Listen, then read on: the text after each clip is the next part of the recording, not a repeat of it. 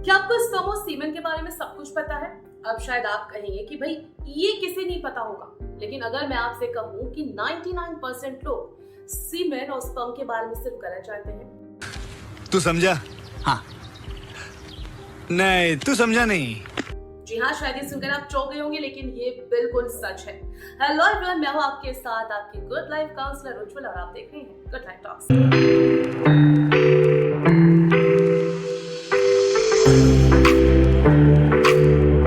जल्दी से कर लीजिए सब्सक्राइब, क्योंकि यहाँ आपको मिलेंगे सेक्सुअल हेल्थ रिलेशनशिप से जुड़े सभी सवाल के सही जवाब। और आज बात करने वाली हूँ एक ऐसे बड़े टॉपिक और खास टॉपिक के बारे में जो आपको सही जानकारी जरूर देगा। वीडियो को अंत तक जरूर देखिएगा, क्योंकि लड़कों को ये पता होना बहुत जरूरी है, नहीं तो कोई भी राज के नाम पर बना देगा आपको घन चक्कर।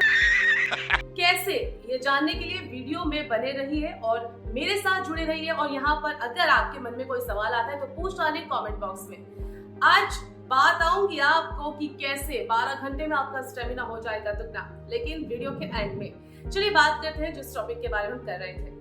हम सभी कभी ना कभी ये जरूर कहते हैं कि हम अपने पिता के सबसे ज्यादा स्ट्रॉन्ग स्पर्म हैं। बावजूद इसके स्पर्म कहाँ बनता है, कब बनना शुरू होता है, कहाँ से आता है, इससे जुड़ी समस्याएं क्या हो सकती हैं, इन जैसी बातों पर शायद हम बात नहीं करते। लेकिन बात ना करने का एक ये भी हो सकता है कि हमें इसके बारे में पता ही नहीं है। इसलिए सेक्स एजुकेशन का एक बहुत बड़ा पार्ट है, ताकि जो लड़के और लड़कियां जो इस बारे में सही जानकारी नहीं रखते हैं उन्हें भी ये पता होना चाहिए। वरना होता ये है कि इससे जुड़ी जो तमाम तरह की गलतफहमियां वो खानदानी हो जाती हैं, एक पीढ़ी से दूसरी पीढ़ी पहुंचती हैं और समाज में एक गलत मैसेज को पहुंचा देती हैं। आज इन्हीं के बारे में आपको बताऊंगी। दरअसल इसके पीछे बड़ी वजह यह है कि इसकी जानकारी सभी को अगर होगी तो इसे अगर इलाज के नाम पर आपको कोई ठग रहा है तो आपको जो है पता रहेगा कि आपका इलाज वाकई में किस चीज का हो रहा है, क्योंकि ये दोनों बिल्कुल अलग अलग चीजें हैं। सबसे पहले जानते हैं कि स्पर्म क्या है। प्यूबर्टी यानी कि किशोरावस्था में पहुंचने के बाद चाहे कोई लड़का हो या फिर लड़की हो, दोनों के ही शरीर में तमाम तरह के हार्मोनल बदलाव आना शुरू हो जाते हैं। अब अगर लड़कियों की मैं बात करूं तो उनमें पीरियड्स आना, ब्रेस्ट का डेवलप होना शुरू हो जाता है, अंदरूनी जगहों पर बाल आने शुरू हो जाते हैं जो हल्के हल्के रोए उन्हें पहले से ही दिखने लगते हैं। वहीं लड़कों की अगर बात की जाए तो दाढ़ी, मूछें आना, गुप्तांगों के आसपास बाल उगना, आवाज में उनके बदलाव जैसे चेंजेस देखने को मिलते हैं। लगभग उसी समय लड़कों का शरीर स्पर्म का उत्पादन शुरू कर देता है। अब स्पर्म यानी कि शुक्राणु, ये वो पदार्थ है जो मनुष्य के प्रजनन के लिए बेहद ही ज्यादा जरूरी है। इसलिए कई बार स्पर्म की कमी के कारण लोग बहुत ज्यादा परेशान हो जाते हैं। देखिए, शुक्राणु पुरुषों के अंडकोश में बनते हैं। अच्छी क्वालिटी के स्पर्म के प्रोडक्शन के लिए तापमान की अगर बात की जाए तो थोड़ा कम, लगभग 25 डिग्री सेल्सियस होना चाहिए। इसलिए पुरुषों के जो अंडकोश होते हैं वो शरीर के बाहर एक थैली के रूप में होते हैं। और अगर लड़कियों की मैं बात करूं तो उनमें पीरियड्स होने शुरू हो जाते हैं, जिसका मतलब ये होता है कि अब फीमेल्स जो है प्रजनन के लिए बिल्कुल तैयार है। उसी तरह स्पर्म का प्रोडक्शन भी यही बताता है कि शरीर अब प्रजनन यानी कि रिप्रोडक्शन के लिए तैयार होना शुरू हो चुका है। साइंस की लैंग्वेज में अगर स्पर्म को डिफाइन किया जाए तो पुरुषों का जो प्रोडक्टिव या फिर इसे सेल या फिर गैमेट हम कहते हैं, स्पर्म के दो हिस्से होते हैं।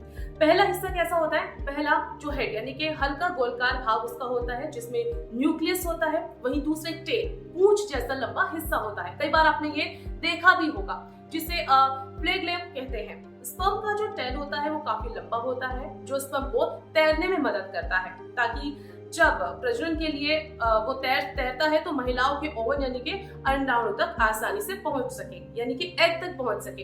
अब विस्तार में जानते हैं कि सीमेन और स्पर्म क्या ये एक है या फिर अलग अलग, जैसे कि मैंने शुरुआत में बताया था। और फिर आपको बताऊंगी कि 12 घंटे में कैसे बढ़ेगा आपका स्टैमिना। स्पर्म और सीमेन दोनों को आमतौर पर लोग एक ही मानते हैं, लेकिन आपको मैं बता दूं कि इन दोनों में काफी ज्यादा फर्क होता है। जी हाँ, देखिए, भले ही प्रजनन के लिए स्पर्म की आवश्यकता हो तो पुरुषों के शुक्राणु यानी कि स्पर्म सेक्स या फिर मास्टरबेशन के दौरान अकेले बाहर नहीं निकलते। उनके साथ कई और चीजें भी लिक्विड के साथ बाहर निकलती हैं। जी हाँ, स्पर्म के बारे में बताऊं तो स्पर्म उन दूसरे द्रव्य पदार्थों के मिले जुले रूप को सीमेन कहा जाता है। मेल गेमेट यानी कि पुरुषों के जो शुक्राणु होते हैं, अगर अकेले शरीर से बाहर निकलेंगे तो ज्यादा समय तक वो जीवित नहीं रह सकते। इसलिए वो अपने साथ पोषण से भरपूर एक जो लिक्विड होता है यानी कि द्रव्य होता है, उन पदार्थों के साथ वो बाहर निकलते हैं और इसे सीमेन कहा जाता है। हिंदी में अगर आपको बताऊं तो इसे वीर्य कहते हैं। उम्मीद है कि अब आप समझ गए होंगे स्पर्म यानी कि शुक्राणु, जो जिसके बारे में मैंने आपको भी बताया था कि एक टेल होती है, एक हिस्सा उसका आगे होता है। सीमेन यानी कि वीर्य अलग होता है, जो लिक्विड एक जो पोषण वाला लिक्विड होता है जो उसके साथ स्पर्म के साथ बाहर आता है। शुक्राणु को और उसको एक पोषण देने के लिए काम करता है। वीर्य का मुख्य काम क्या है? शुक्राणु को सुरक्षित रखना।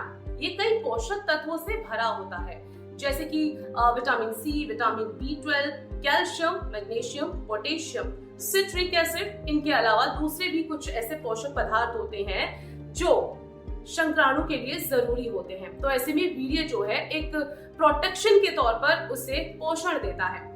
पुरुष द्वारा अगर सेक्स के बारे में बताऊं तो ये कई बार मास्टरबेशन के द्वारा भी निकाले गए सीमेन में करीब 15 लाख से 20 करोड़ स्पर्म यानी कि शुक्राणु होते हैं। उनमें से केवल एक स्पर्म ही महिला के अंडाणु के साथ फर्टिलाइज होता है, यानी कि जो सबसे ज्यादा स्ट्रॉन्ग होता है वही फर्टिलाइज होता है। इसलिए आमतौर पर लोग खुद को अपने पिता का सबसे तगड़ा स्पर्म और साथ के साथ जब कॉन्वर्सेशन लोगों की चलती है तो अपने स्पर्म की क्वालिटी और क्वालिटी में गिरावट की बातें करते हैं।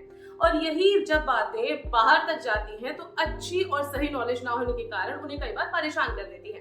साइंस के मुताबिक सबसे अच्छी क्वालिटी के स्पर्म 20 से 30 साल की उम्र के दौरान बनते हैं। तो ये थी स्पर्म से जुड़ी कुछ रोचक जानकारियां। पुरुषों की उत्तेजना के समय जो निकलने वाला चिपचिपा फ्लूइड होता है वो क्या होता है, आज उसके बारे में भी जानते हैं।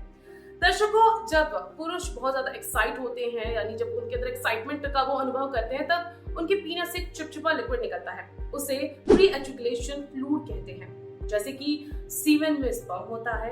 अब क्या प्री एजुकेशन फ्लूइड वो भी स्पर्म की मात्रा होती है? इस चिपचिपे फ्लूइड का क्या मतलब है और इसे प्रीकम भी कहा जाता है तो क्यों कहा जाता है? आमतौर पर ये रंगीन होता है और इसमें स्पर्म नहीं होता।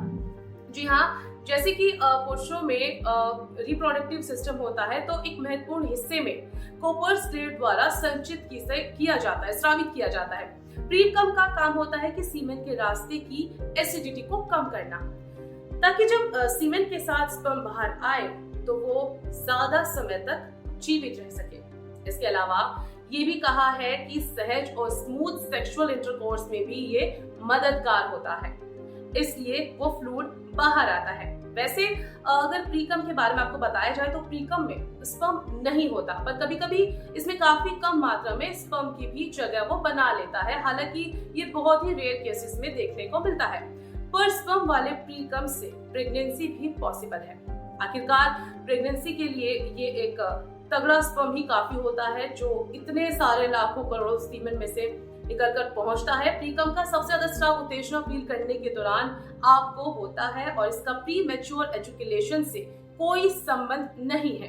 कई लोग प्रीकम को शीघ्र पतन यानी कि प्री मैच्योर एजुकेशन समझ लेते हैं और इतना ही नहीं, इस समझदारी को वो बहुत ज्यादा अपने ऊपर हावी भी कर लेते हैं, परेशान हो जाते हैं। इन दोनों के नाम में प्री के अलावा कुछ और भी समानता नहीं है।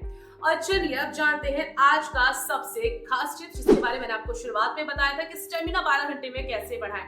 अगर आपका स्टेमिना कमजोर है तो संबंध बनाने से करीब 12 घंटे पहले खजूर के साथ गर्म दूध पिए या फिर खजूर को दूध के साथ ग्राइंड करें और उसे अगले दिन तक फिर से दोबारा पिए। 2 बार आप ट्राई कीजिएगा, स्टेमिना में देखिएगा कैसा कमाल का आपको फर्क इसमें मिलने वाला है। फिलहाल वीडियो में इतना ही। वीडियो आपको कैसा लगा कमेंट बॉक्स में बताना ना भूलें। ऐसी खास जानकारियों के लिए अभी सब्सक्राइब करें और कमेंट में जाते जाते ये भी बता दीजिएगा कि आप किस पर अगला वीडियो चाहते हैं। अगर आपकी भी कोई डिमांड है तो शेयर कर सकते हैं हमारे साथ। तब तक के लिए बाय बाय।